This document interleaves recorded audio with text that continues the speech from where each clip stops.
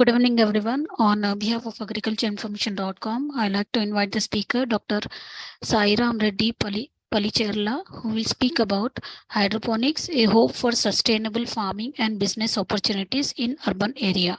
I now request the speaker to begin. Thank you.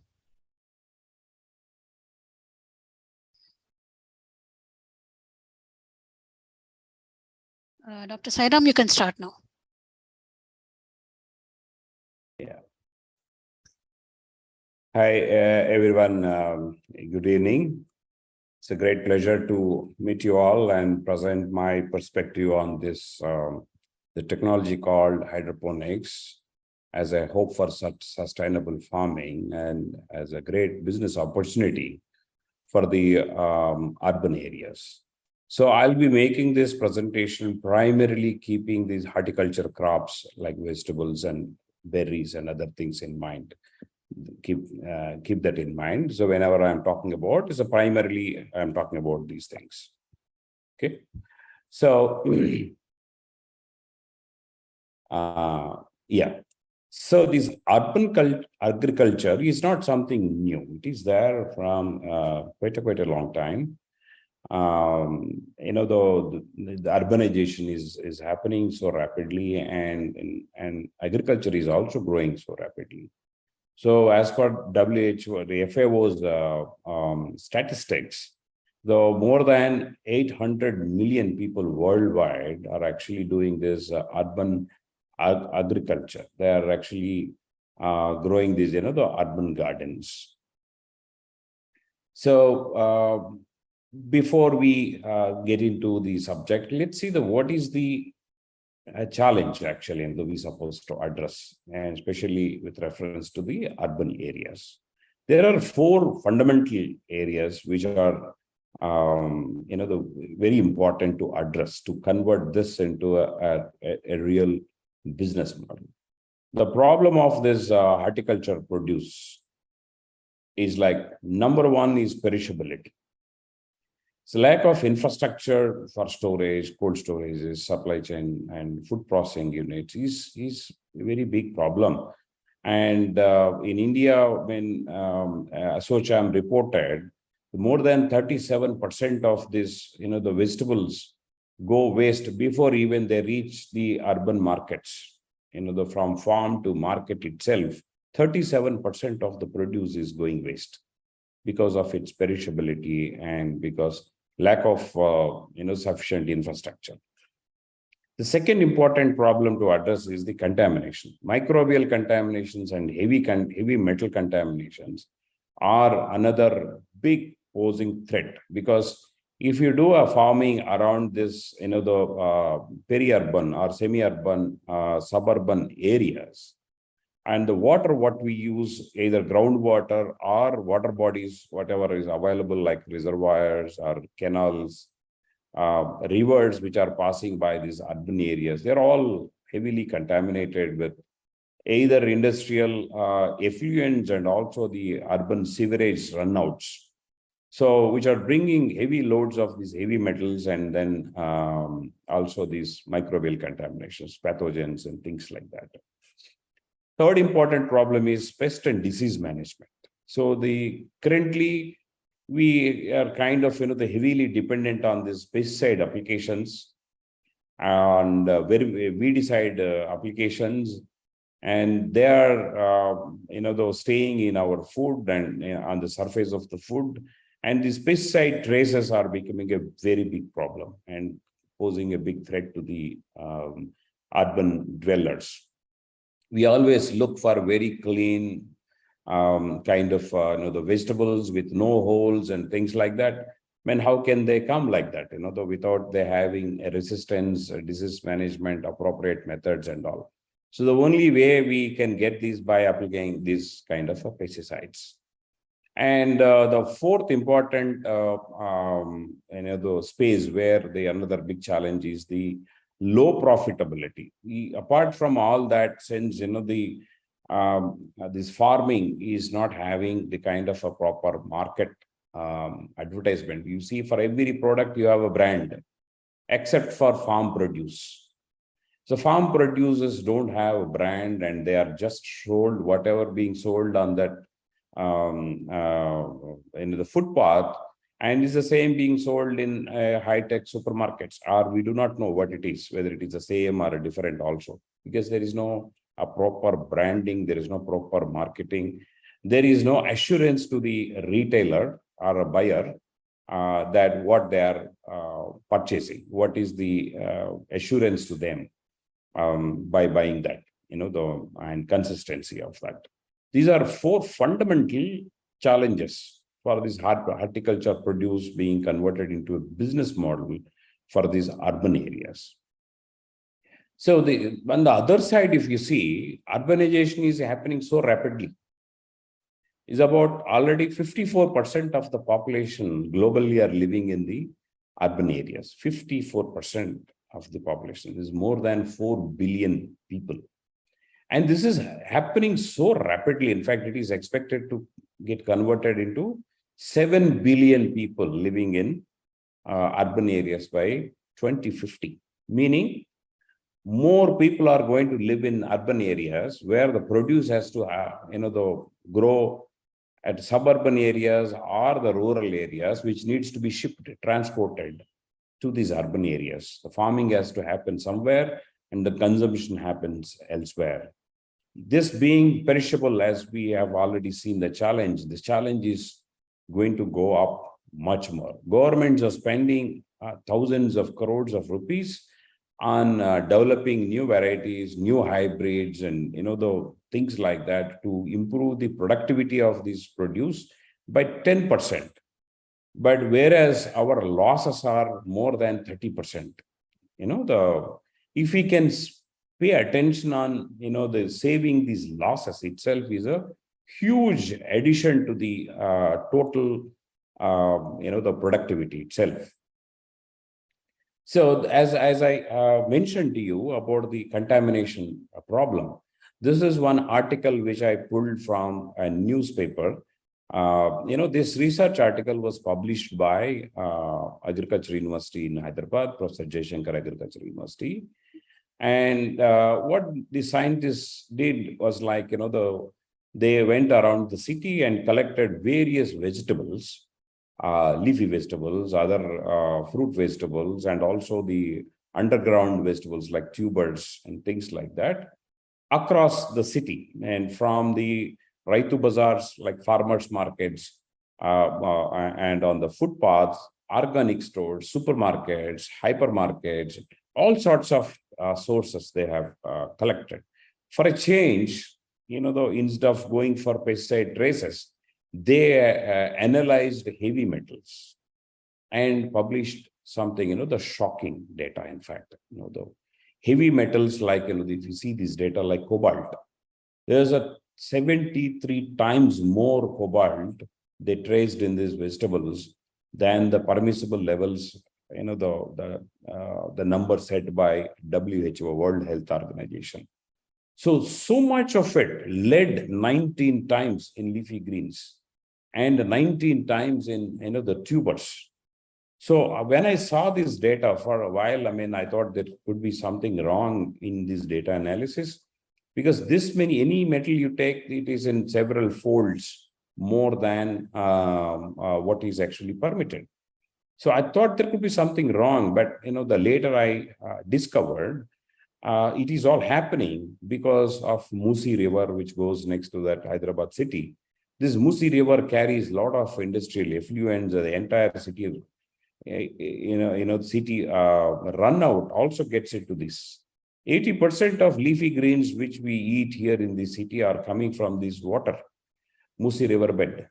So this is the same across the cities anywhere in the world, especially more so in the developing nations. And you take any city, you have a very big water body, either a big reservoir or a river running next to that the city, which is the primary water source to do this agriculture.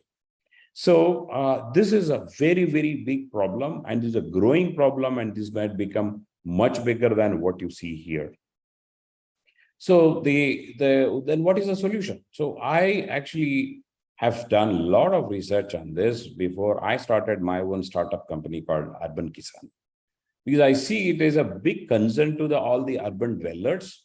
I started this entire research as an individual, as I is putting myself as part of these urban dwellers.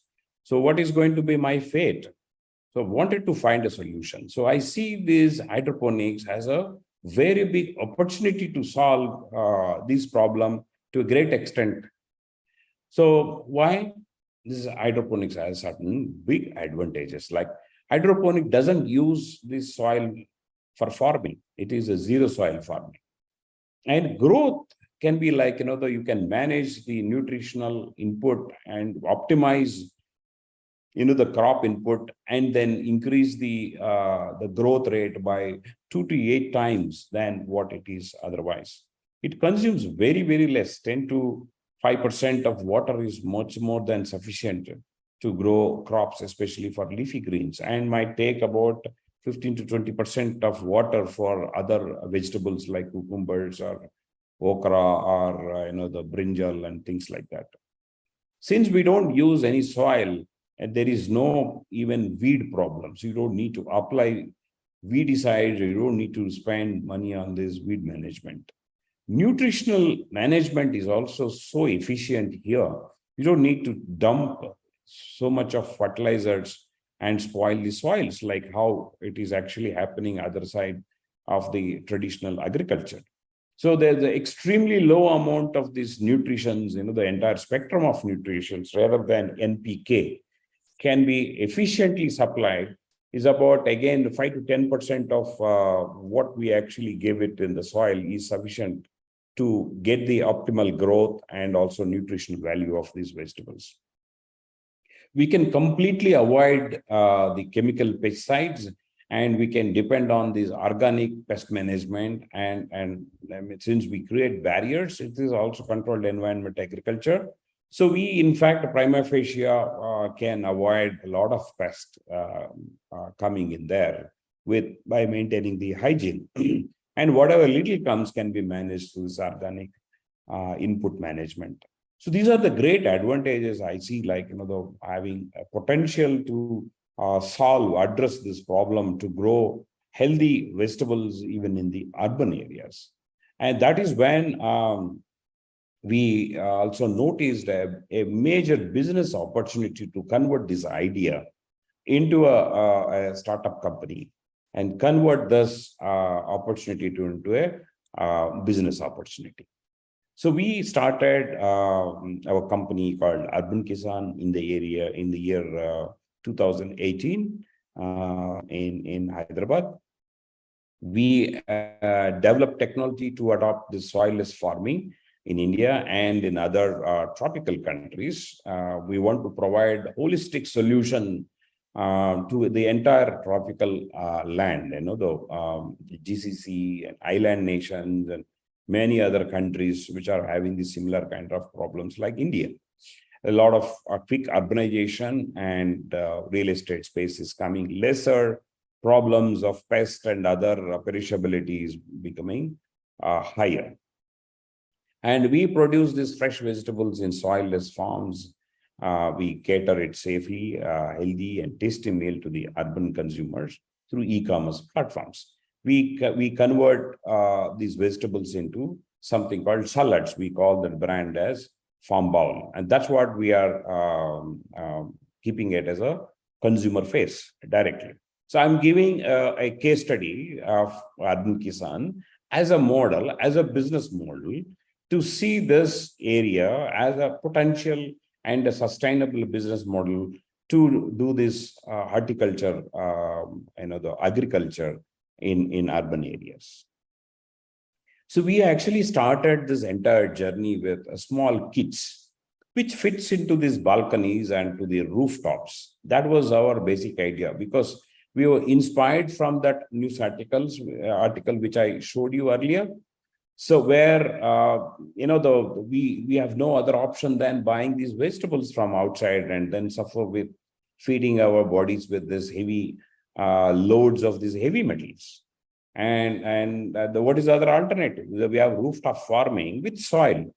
it's a very good solution, very good option, but it may not really fit into this the urban dwellers, because we are like micro families, and if we want to go out for a function or to our village or somewhere for 2 days, and then how do we water it, and they may die. So most of the times we have a lot of enthusiasm, curiosity to do farming, but we are not able to do because we don't have the sufficient technology to handle our challenges. So that is where we found this a kit which has complete automation. Doesn't matter even if you are not there at 2 weeks, but this kit takes care of watering and other nutritional management for the plants. This is where we actually started our journey. And we modified it, the entire nutrient formulations and everything, to give a different shape rather than growing these lettuces all the time, like basils and this kind of European vegetables. But we wanted to grow our regular Indian vegetables like amaranth, palak, or gongura, kind of any of our leafy green leaves. So this is what we were initially supplying. And then we built a rooftop urban farm. So first of our farm was built in the heart of the city in Hyderabad, Jubilee Hills. And this is completely in vertical shape. So this was like, the around a 3,000 square feet area rooftop farm, which was actually producing the leafy greens, Indian greens, which is equivalent to 1 acre of regular soil farm. So this is what we were doing. I mean, I was mentioning to you about the water usage. The soil farm to grow palak, spinach, it requires around 2.2 lakh liters for one cycle from seed to harvest. That's the amount of liter, 2.2 lakh liters of water. But whereas we could harvest the same similar quantity of palak in this vertical farm with only about 6,800 liters of water. That's the kind of the water the savings we can do with the hydroponics farming. And we later extended our farms to the suburban areas in a flatter manner to grow in a large scale, a bulk, and to make our supplies consistent. We never remained our technology limited to these greens. We went on growing very different and wide spectrum of vegetables. Here you see the cucumbers, you see the broccoli, and here you can see the cherry tomatoes, brinjal, bell peppers, and regular our domestic tomatoes, zucchinis, bell pepper, the hot peppers, the small, very spicy Thai chili, and even bendi, okra, we cultivated in this. And even the gourds like ridge gourd, bottle gourd, bitter gourd we could grow, and even the root crops like the radish, carrot, beetroot, sweet potato, and all these crops we could grow in hydroponics. And we made the design kind of in the multi-crop towers to make them suitable for larger families in the rooftops to grow and all. So where you can grow different crops in the same kind of a tower, which includes like in the cabbage you see. So we could get like in a 1.3 gram, 1 kg, 1.3 kg of carrot and cabbage on these vertical towers of hydroponics. And we also established a beautiful strawberry farms, vertical strawberry farms. This farm is actually yielding 3 times a year in Hyderabad, the strawberries, without even you needing to go for fresh plantations every season. That's how generally is done. Strawberry every season, you need to buy the planting material and then grow. And you can grow only in the winter. The other seasons you can't grow. But whereas this vertical farm is giving the harvest around the year, 3 seasons to be more precise, and without having the need to keep transplanting the plants. So very good yields, we could get a very good kind of the taste and quality of strawberries. We even adopted saffron cultivation in hydroponics. Saffron cultivation, generally, we might be hearing now and then, the more frequently. That's more like we buy bulbs, bring them from Kashmir, and then put them here to get the flowers. So we did not limit ourselves here. So we even have extended our technology to get the bulb multiplied here in Hyderabad itself. We are in the final stage of R&D to convert this into a commercializable kind of a product. So and we could build kind of the indoor farms, where one of our farms in Dubai is about 24 feet high. That's the kind of height we can go. It completely in indoor warehouse. Similar thing can be done in Hyderabad, anywhere in the world. Indoor farm has no bar on what is the climatic condition on the outside. So cities like the Singapore, if you see that they don't have a land space. If you take any island nations, let's say for example Maldives, there is a lot of tourist influx.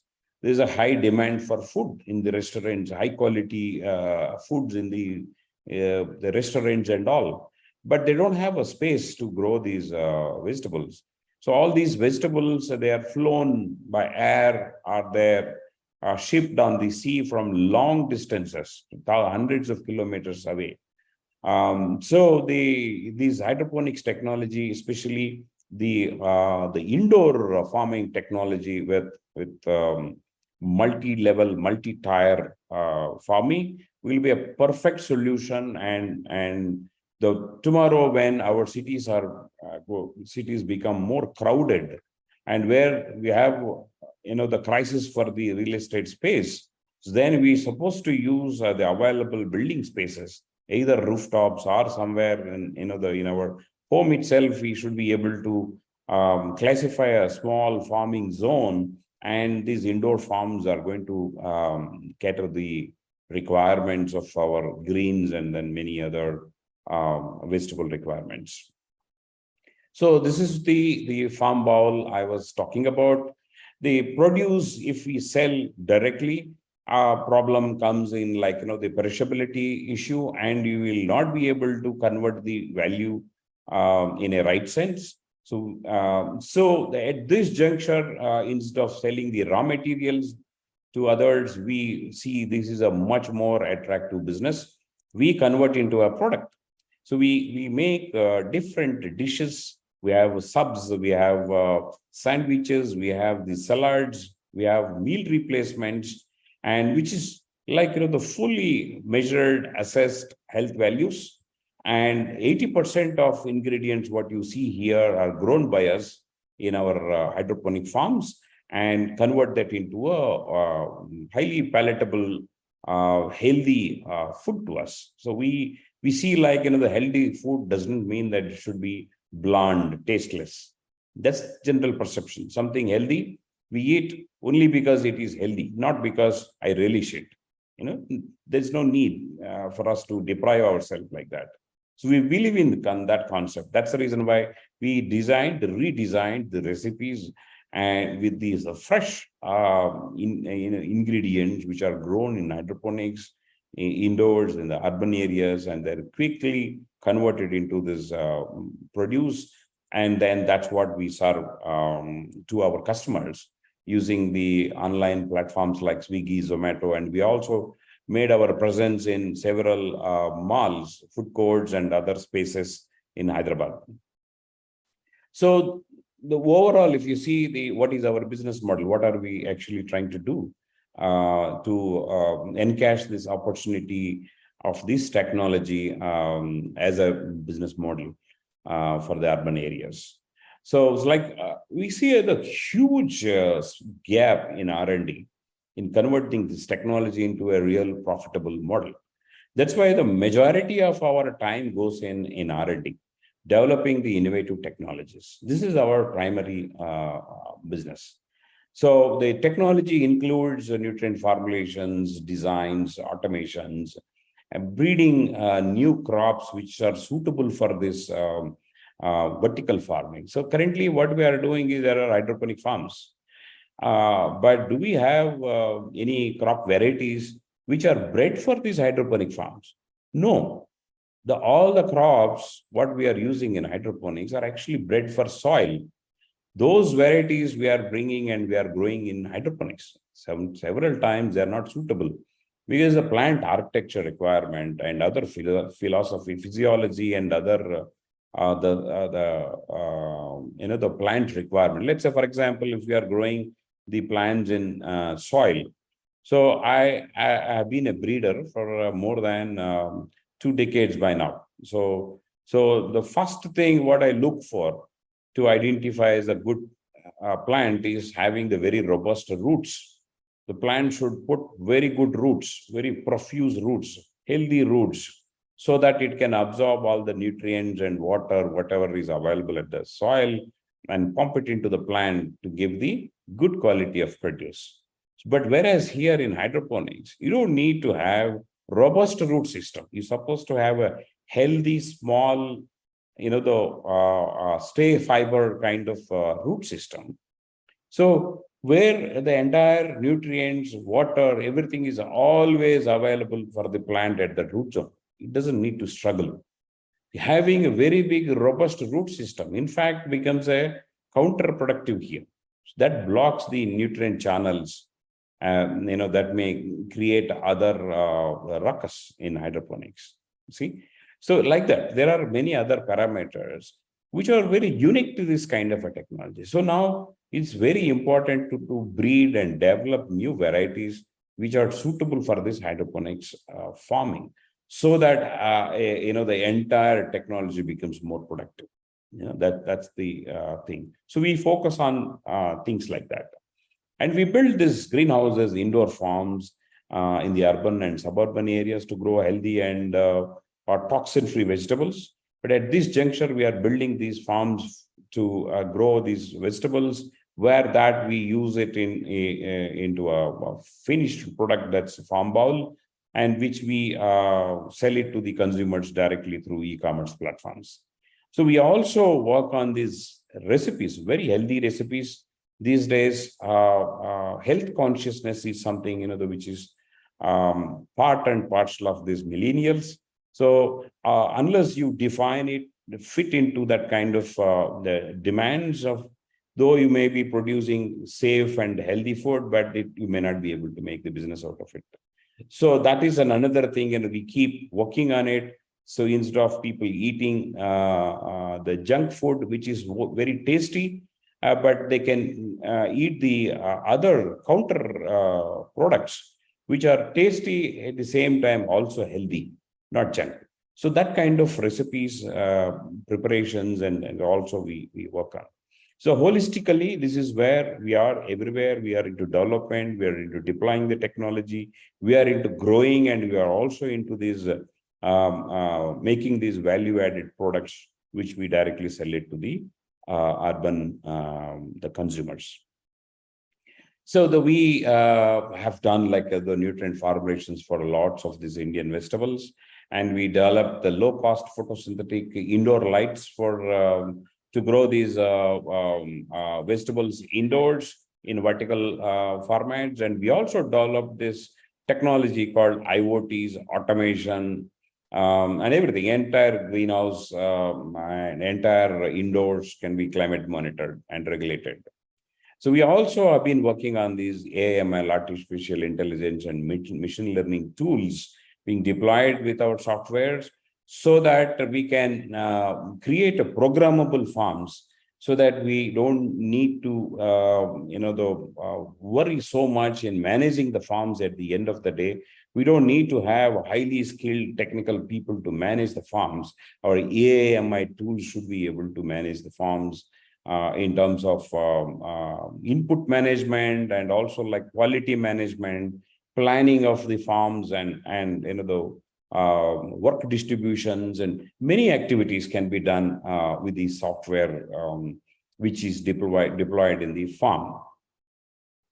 So if you see the challenges of these horticulture products in these urban areas, and how did we address at least any of those things in our business. So if you see one after other, like perishability, so we build our farms very close to the consumers. We build our farms are right inside the cities, so you don't need to do lots of shipping, transport. So that is actually helping us to minimize or completely eliminate the wastage. The perishability is taken care, very well taken care, because you are growing right there where you are going to use it. So wastage is completely taken care. And there are no contaminations, because we don't use either contaminated, polluted soils or the polluted waters. So we use regular tap water, drinking water, and what you need is extremely low volumes of water. You don't need huge volumes of water. And with this, we'll be able to grow, and we have been growing these contamination-free, safe, vegetables.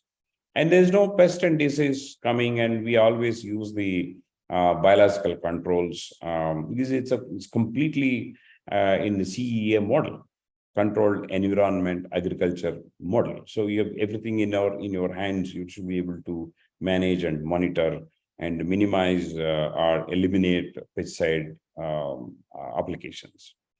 See, the low profitability because of the branding. So what we are doing is we are selling a branded value-added products directly to the consumers. There's no middleman.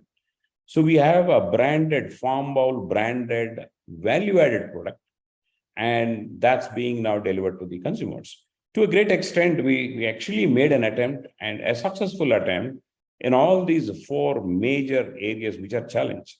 And this, anybody can do it. That's what the demonstration we did. So it's a big opportunity to make a business out of it.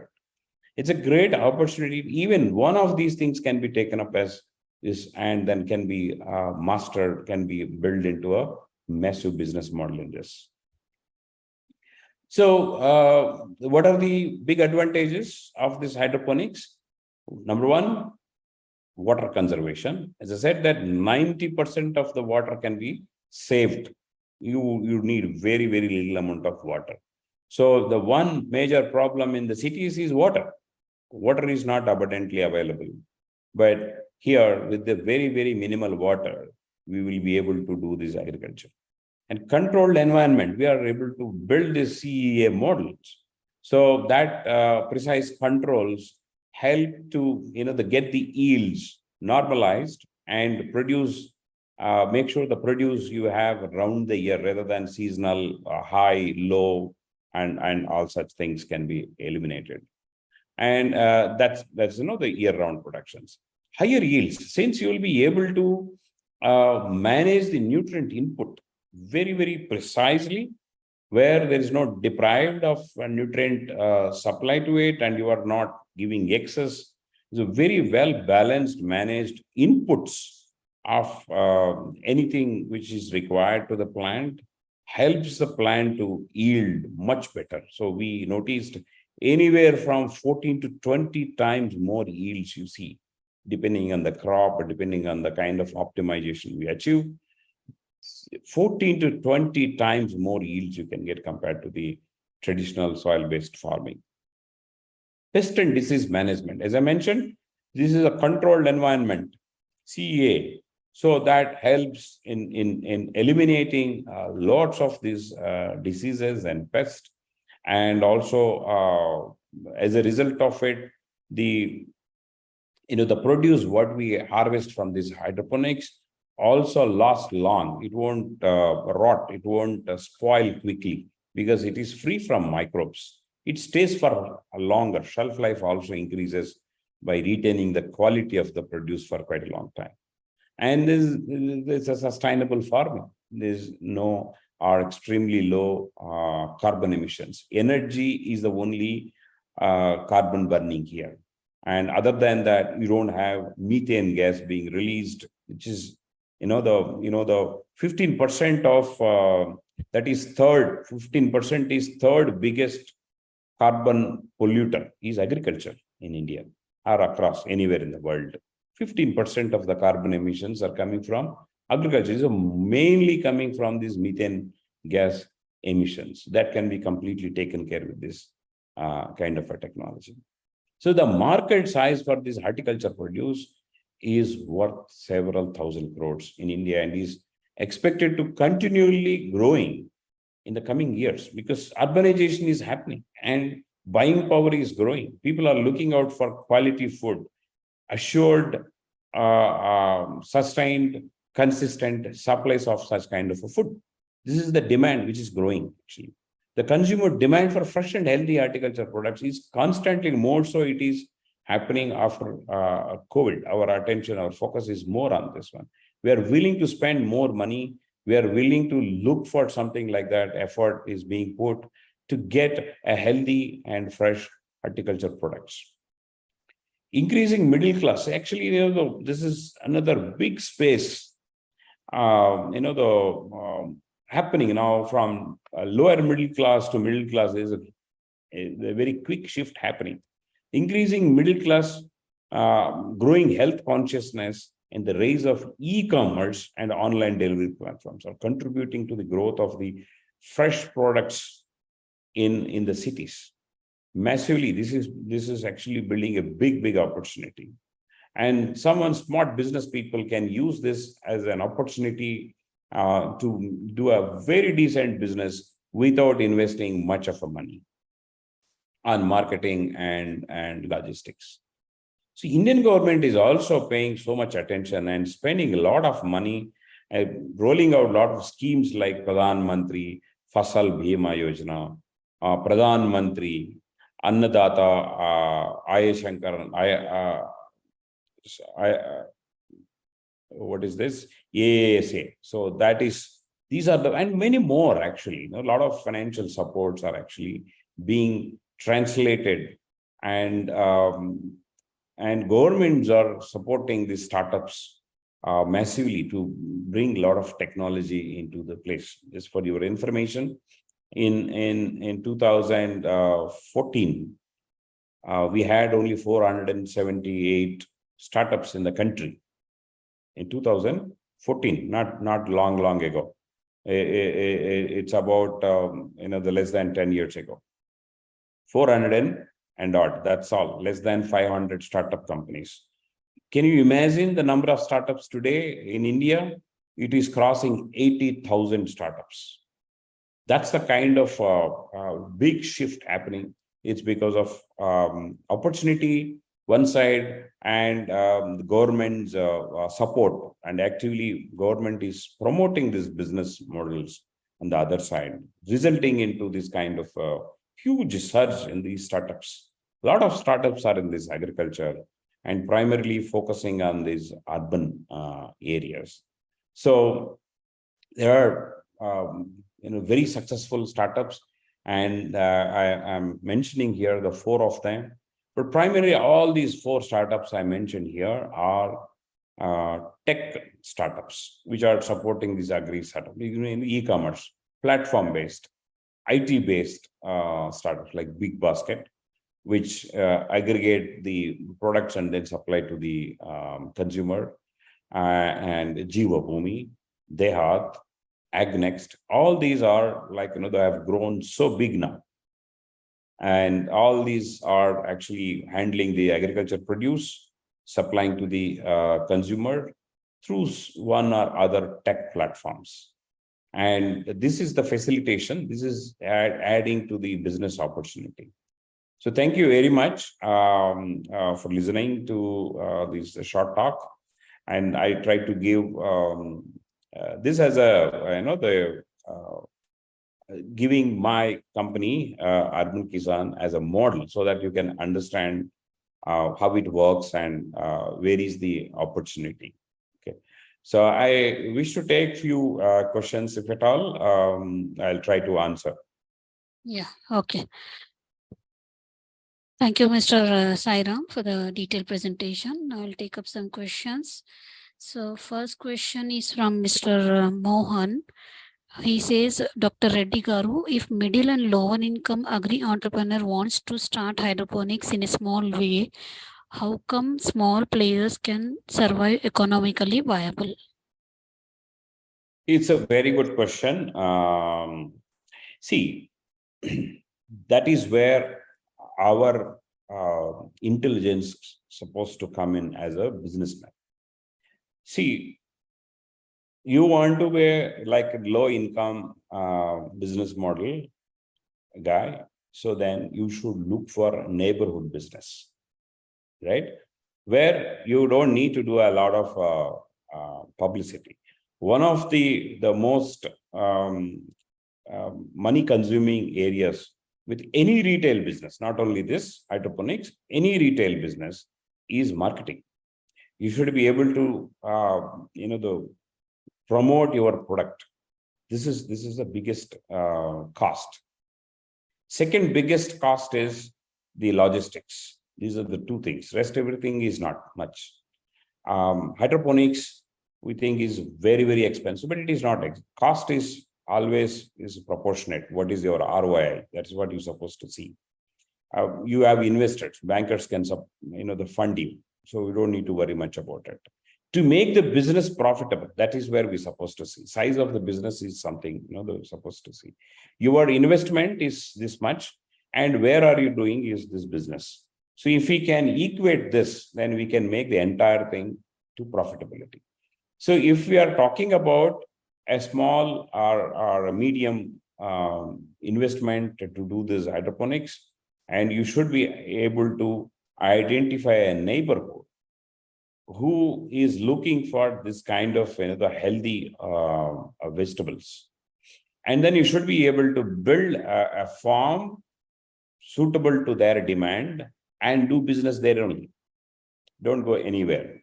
So this kind of models are being rolled out already in some of these southeastern countries. Like the 1,000 square feet area, 2,000 square feet area, a rooftop area, kind of a thing they are building and then catering to the same neighborhood. So your logistics is taken care and you don't need to spend any money on this in your marketing. It's a goodwill and your familiarity with your neighbors is going to trigger this business and make it profitable.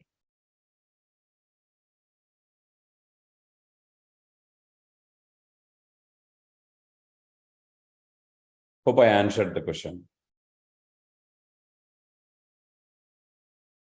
Yeah, okay. So Mr. Mohan wants to know if we can visit your farm in Hyderabad.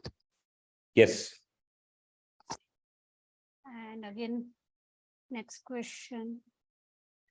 Can we get carbon credits for hydroponics? Yes, definitely you can get carbon credits for hydroponics, and it's going to be very high credits. But that tech calculation, I know that conversion thing is still being worked out. Probably in a very short, they'll be able to publish how you can claim the carbon credit for this hydroponics. But definitely, yes, you can claim carbon credits. And what types of crops are best suited for hydroponic cultivation in urban settings and why? See, technically, you can grow any crop in hydroponics. I even grow banana in hydroponics. Okay. So, but when we see a business, whether that makes any sense from the business opportunity point of view, this is something to really review. That is to do with the demand, what you have for the product, where you want to sell. So at this juncture, people are working on these hydroponics on high value crops like herbs like basil, lettuces, kale, and cucumbers, bell peppers, cherry tomatoes, kind of a things where the cost is high, the product cost is high. So then you can make some decent margins, quick ROIs. This is what currently whoever is doing hydroponics, this is what they're doing. But like Arvind Kisan, we are not sticking to this philosophy because we are not selling cucumbers. We are not selling capsicum. We sell something different. We sell salad. We sell we sell a value added product. Then you work on that recipe and build market for those recipes, those products. And then you do the reverse calculation to grow those ingredients, okay, to make it more profitable. Some of the ingredients, like if you say, for example, bell pepper, color peppers, okay, the cost vary drastically, anywhere starting from 60 rupees a kilo to 300 rupees a kilo. Okay. So this is a huge, massive, some few times more. But I cannot keep changing the cost of my salad, right? So around the year you come with the fixed mind, this is the cost of my bowl. So, but how is that going to work? It's very difficult, right? That's where the food business has troubles. So if we can grow efficiently those ingredients which are highly fluctuating with the prices, then you have your entire price and quality in control in your hands. Then make your entire business profitable. So there are two ways of looking at it. You look at the high value products and grow them, and you have your own other value added products, and then you look for those growing those ingredients. Okay. And next question is, what are the key advantages of implementing hydroponics in urban areas, both from an environmental and economic standpoint? Yeah, as I already mentioned, environmentally, the one very important advantage is you are not causing any contamination to the soils and to the environment. To the soils are like fertilizers. We pour a lot of fertilizers which are spoiling the soil health. The soil pH is changed, soil ecosystem, soil microflora, everything is changing. That's where it is causing troubles to the agriculture. On the other side, environment, the carbon emissions, pesticides, and also this kind of things, both are taken care here in this technology. And then another limitation of resources is the water. Water is a very precious resource, and more so in the future years to come. It becomes another very high value commodity. So we need to make our agriculture ready for such kind of limited resources. Hydroponics is one technology which can handle that. Okay. And how does hydroponic farming address the issue of limited space and land availability in urban environments? Yeah, so hydroponics is one technology where you can make the farming vertical. Okay, so we don't have a vertical space issue in general. So our primary issue is the land availability, the horizontal space. So as I mentioned to you, that 1 acre is about 40,000 square feet, 44,000 square feet to be precise, is 1 acre. So we could get the harvest of 1 acre from 3,000 square feet. It is a less than 10% of that area we use, and still get the same the yields out of that. So this facilitates, this you can double it by going more vertical. Okay, you can build buildings vertically and use the space to achieve what you otherwise might need, the massive amounts of the horizontal space, which is a limitation for us. Okay. Can you explain the potential business opportunities that hydroponics offers in urban areas and how entrepreneurs can tap into this market? I believe my entire talk was on that. If I have not conveyed the message in the talk, let me put it in so brief. Opportunity is huge because we don't have a space to grow food in urban areas. Very limited space is available. And urban areas are growing massively. And all the horticulture crops are perishable crops. They get spoiled quickly. We are already wasting, the lot of produce. More than 37% of the produce, whatever, after producing it, we are wasting it. Not by bringing it to our home, but while bringing it to the market itself. After bringing it to our home, again, 50% of it, we cut it and throw it in the dustbin. That's what we are doing. Okay. This entire thing can be avoided. The saving the wastage itself is a profit you are making in the entire business. So since the demand is growing for the quality of produce, demand is growing for safe and nutritive produce, that's an opportunity for you, which is not available otherwise to bring from faraway distances. Organic farming's traditional methods are not sustainable for long way for future. But at this moment, we are able to achieve very good success with this organic farming. But this organic farming, again, having the limitation of using the horizontal farming space. Again, we have to encounter this perishability issue, transportations, and all those things, wastages. So hydroponics is an opportunity to address all these things. One shot, you'll be able to address all these things and convert that into a business. And that business revenues, what you make, can refine this technology further and then further expand the scope of this business. Okay.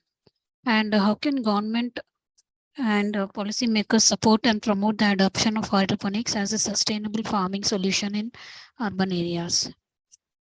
See, in India, still it is little away to comment on what policies are there by the government to support hydroponics farming, because there's not much attention. Okay, but it is just started gaining attention by the policymakers. If you see the other countries, what is happening, like where the land availability is already less, the demand for healthy food is already very high. So these nations are striving to deploy this kind of technology. Like Urban Kisan is also working with some other island nations, where the governments are giving heavy subsidy on this electricity, because electricity is one resource at this juncture which is a very high cost incurring on this technology. The government considering this also as an agriculture business.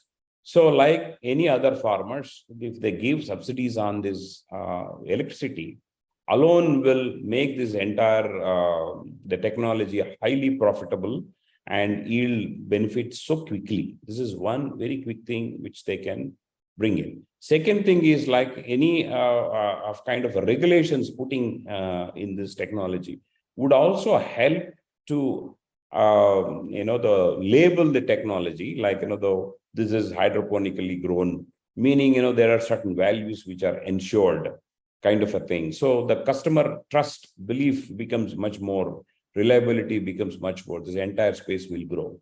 So these are some of the things which are anticipated, which are being used, deployed in the other parts of the world.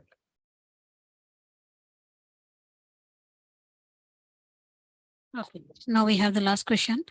What challenges or limitations does hydroponics present, and how can they be overcome to ensure successful cultivation in various environments? So at this juncture, hydroponics is still facing a lot of challenges. Okay, a lot of challenges are still there to address, more so in tropical countries like India. So number one challenge is like the managing the controlled environment. Since we are the temperate country, any controlled environment like greenhouse, the moment you put greenhouse, heats up inside. So how do you manage the heat? The greenhouses in tropical temperate countries like the West, Europe, or anywhere, is to heat up the greenhouse. Outside is very cold. So that works fantastic there. Here, now we need to cool it. So cooling is requiring a lot of energy.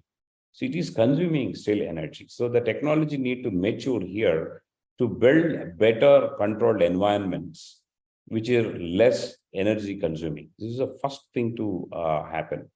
The second important thing to happen is that the no government institutions or universities or private institutions, nobody is paying attention on developing varieties, breeds, hybrids, suitable for the hydroponic cultivation. As a result of it, what we are growing is a compromised cultivation. We are not having the crops which are optimized for hydroponics. They are optimized for something else. And that's what we are using here. So as a result of it, the yields and then output what we get is not actually what is anticipated. It is less than what is anticipated. A lot of effort, a lot of research has to go in here, in especially breeding these varieties suitable for these vertical farms and then hydroponic farms. So that is going to add so much value to this entire ecosystem. Hydroponics as an ecosystem for cultivation for business, and is together going to create a lot of buzz in this field. And I wish one day, with all these research efforts which are started happening right just now, might take some more time, will bring this technology into the mainstream agriculture and mainstream farming.